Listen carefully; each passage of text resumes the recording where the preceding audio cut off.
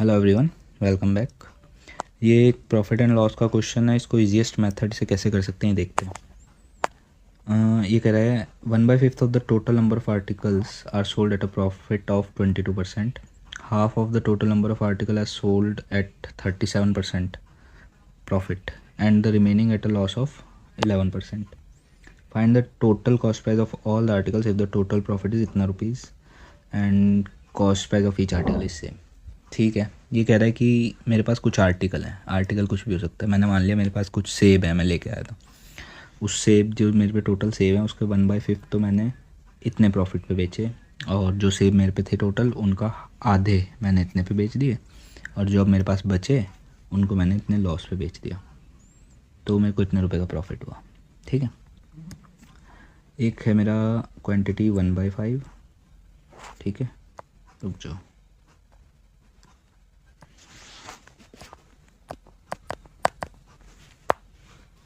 ये है 1/5 और एक क्वांटिटी है 1/2।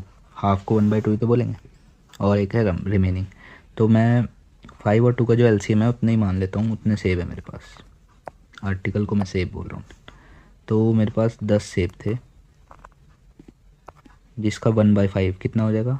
इसका 1/5 2, और इसके हाफ 5। तो 2 5 7, और कितने बचे? 3। ये रिमेनिंग हो गए। ये 2 हैं, ये तो मैंने कितने प्रॉफिट पे बोला उसने? 22%। और ये 5 मैंने बेचे 37% प्रॉफिट पे, और बचे हुए रिमेनिंग को मैंने लॉस पे बेचा -11%। ठीक है, तो ओवरऑल निकाल लेते हैं। 2 आर्टिकल 22, तो ओवरऑल 44।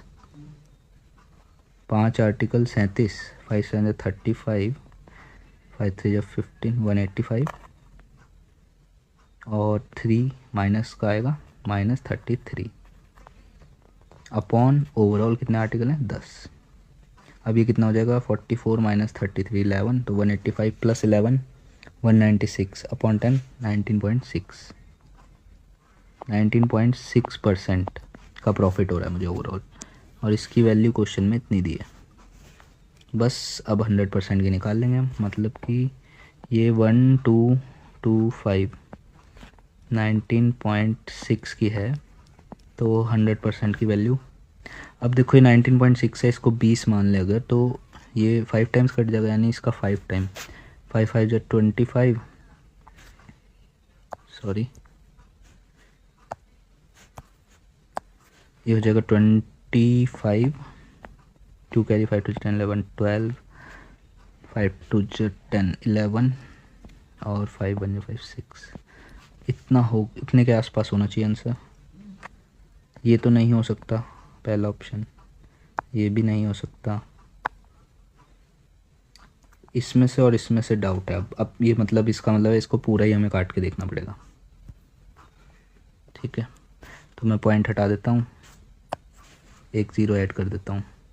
196। अब ये 1225 35 का स्क्वायर है ना, इसको मैं ऐसे लिख सकता हूँ 35 × 35। अब 7 से कटना चाहिए ये नीचे वाला। 7 तो जो 14 और 56 28, और ये 7 5 जा। अब मैं फिर से काट देता हूँ 7 5 जा और 7 4 जा।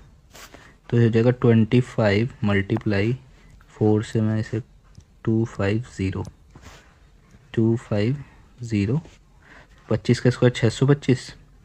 तो ये सेकंड ऑप्शन हो जाएगा हमारा आंसर।